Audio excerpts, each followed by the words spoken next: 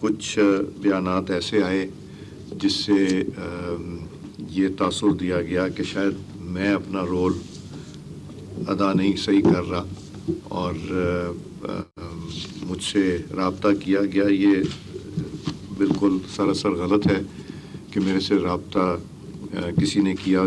जैसे मुझे leader of the opposition Omar Ayub साहब ने और असद कैसर साहब ने रब्ता किया, मैंने कुछ घंटे में उनको वापस रिस्पॉन्ड किया और फिर मैंने गवर्नमेंट को उनका मौक़िफ़ कन्वे कर दिया था और फिर गवर्नमेंट ने उनकी मीटिंग जो फैसिलिटेट करनी थी तो करने। तो अगर तो मेरे किसी भाई को एतराज़ है कि मैं ये चेयरमैनशिप करूं तो मैं तो हाज़िर हूं। आप सारे बैठ जाएं और आप लोग भी, एक अच्छी रिलेशनशिप है सबकी, तो आप लोग ख़ुद भी ये चला सकते हैं। सो एक तो मैं ये कहना चाहता था, आज की मीटिंग कंडक्ट करूंगा, फिर जो आप लोगों का फ़ैसला होगा वो मेरे ऊपर बाइंडिंग होगा। तो मुझे उम्मीद है कि आज का जो है हमें ये जो मीटिंग है ये इस प्रोसेस को आगे लेके जाएगी जिस पे पूरे पाकिस्तान की नज़र भी है कि एक खुश असलूबी से, नेक नियति से इस काम को सरअंजाम देने की कोशिश दोनों तरफ से हो रही है। और मैं उम्मीद रखता हूँ कि आज भी इस मीटिंग के बाद हम वही फॉर्मेट रखेंगे, एक जॉइंट प्रेस रिलीज़।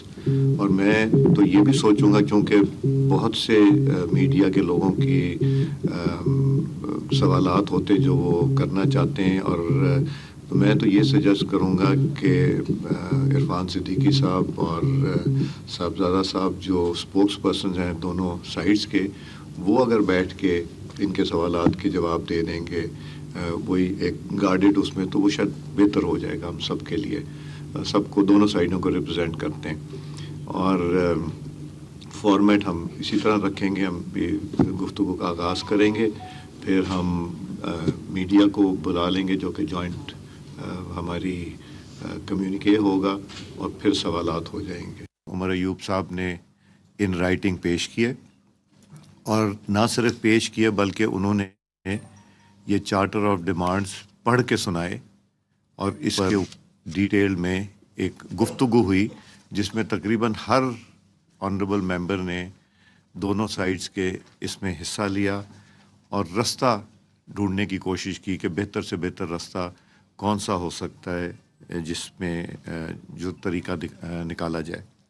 यहाँ पे इन्होंने, अपोजिशन ने डिमांड की कि उनके लीडर से एक और मुलाकात का अरेंजमेंट किया जाए, जो गवर्नमेंट की साइड ने जिसको सराहा और उन्होंने कहा कि हम रास्ता बनाने की कोशिश करते हैं।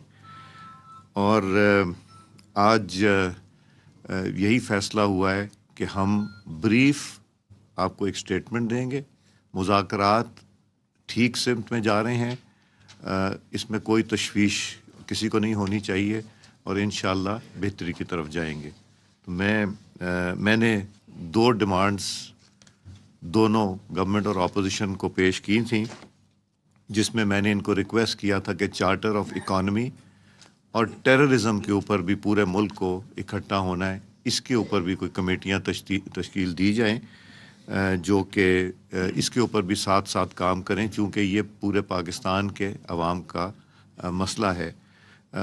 इसके ऊपर भी थोड़ी गुफ्तगू हुई और इंशाअल्लाह अगली मीटिंग में ये फ़ैसला होगा कि किस तरह लेके आगे चलना है। तो मैं गुजारिश करूँगा इरफान सिद्दीकी साहब से कि वो जॉइंट रिटन स्टेटमेंट जो है वो आपको पढ़ के सुनाएं।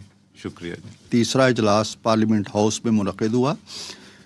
तहरीक इंसाफ और अपोजिशन की तरफ से जनाब उमर अयूब ख़ान, जनाब अली अमीन गंडापुर, जनाब असद कैसर, साहबजादा हामिद रज़ा, सेनेटर अल्लामा नासिर अब्बास और जनाब सलमान अकरम राजा, और हुकूमती कमेटी की जानब से नायब वज़ीर आज़म जनाब मोहम्मद इसाक डार, सेनेटर इरफान सिद्दीकी, राना सनाउल्लाह ख़ान, जनाब राजा परवेज़ अशरफ, सैयद नवीद कमर, डॉक्टर फ़ारूक सत्तार, जनाब मोहम्मद एजाज़ुल हक, जनाब खालिद हुसैन मगसी और जनाब अब्दुल अलीम ख़ान ने शिरकत की। नायब वज़ीर आज़म और वज़ीर ख़ारजा मोहम्मद इसाक डार ने हमास और इसराइल के दरमियान जंग बंदी की तफसीलात से दोनों कमेटियों को आगाह किया। اس پر دونوں کمیٹیوں نے اطمینان کا اظہار کرتے ہوئے توقع ظاہر کی کہ غزہ کے مظلوم لوگوں کی آزمائش کے دن ختم ہوں گے۔